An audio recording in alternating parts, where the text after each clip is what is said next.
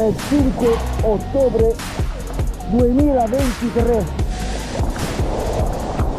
L'acqua è leggerissimamente mossa, non è molto visibile, ma in acqua si sta veramente bene.